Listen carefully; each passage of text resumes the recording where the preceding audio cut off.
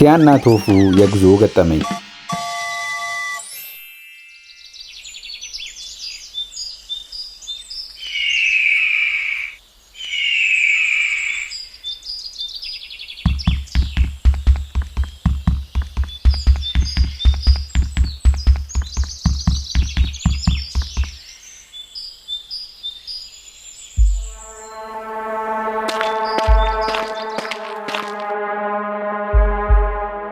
ዋው ቦታውን ይዩትያ በጊዜ የደረስን ይመስለኛል።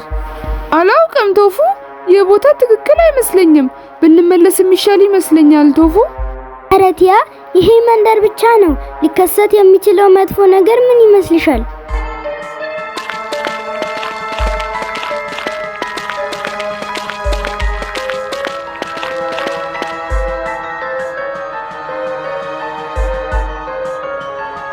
ይገርማል ቶፉ፣ ምንም ንፋስ የለም። ነገር ግን መብራቶቹ አሁንም እየተንቀሳቀሱ ነው።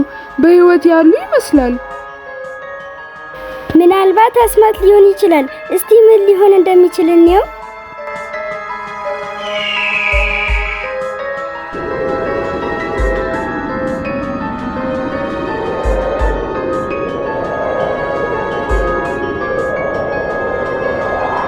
ቶፉ፣ መሄድ ያለብን ይመስለኛል። ምንም ደህንነት አይሰማኝም።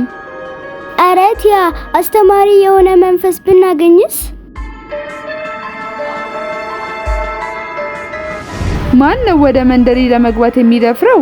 ለምን ሰላሜን ታውካላችሁ? ቲያ ያንን አይሽው መንፈስ ነው። እኛ ምንም አይነት ጉዳት አላደረስንም። ይህ ቦታ ለመጎብኘት ፈልገን ነው። ከረጅም ጊዜ በፊት በዚህ መንደር ኖር ነበር። ነገር ግን በጣም ግዴለሽ ነበርኩ። የወላጆቼ ማስጠንቀቂያና ምክር ችላ አልኩኝ እና በጣም ርቄ ወደ ጫካም ገባው። ያለሁበትም ጠፋኝ እና አልተመለስኩም። ይዤው የነበረውን ፋኖስ መመሪያዬ ነበር። አሁን ግን እርግማኔ ነው። ወደ ቤት መንገዴን እንዳገኝ የሚረዳኝን ሰው በመፈለግ በዚህ ፋኖስ ዙሪያ ዞራለሁ። ግን ለምን እስካሁን እዚህ ያለሽ? ታዲያ እስካሁን አልሄድሽም? አንድ ሰው በጣም ዘግይቼ የተማርኩትን ትምህርት እስኪያስታውስ ድረስ መሄድ አልችልም። የሚመሩንን መንገዶች ለማክበርና ወዴት እንደምንሄድ ሳናቅ በጣም ሩቅ መንገድ መሄድ የለብንም።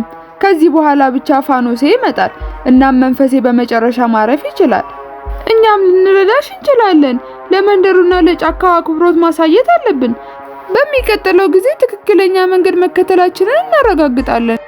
አዎ ቃል እንገባለን። ሁልጊዜ አዳዲስ ቦታዎችን ስንጓዝ እንጠነቀቃለን። አመሰግናለሁ ልጆች። አስታውሱ፣ ለማወቅ መፈለጋችሁ ጥሩ ነው። ነገር ግን የምትጓዙባቸውን ቦታዎች ማክበር የበለጠ አስፈላጊ ነው። ከዚህ በኋላ በሰላም ወደ ቤታችሁ መመለስን ትችላላችሁ። ያ ትንሽ የሚያስፈራ ነበር ቶፉ፣ ግን ዛሬ አንድ ጠቃሚ ነገር ተምረናል አይደል? አዎ ሁልጊዜ ማስተዋል አለብን። ማናውቀው ቦታ ሩቅ መሄድ የለብንም። የተማሩትን ትምህርት እያሰቡ ወደ ቤታቸው ተመለሱ። ሁልጊዜ አካባቢያችንን ማክበርና መጠበቅ አለብን እና በማታውቁት ቦታ ሩቅ አትሂዱ።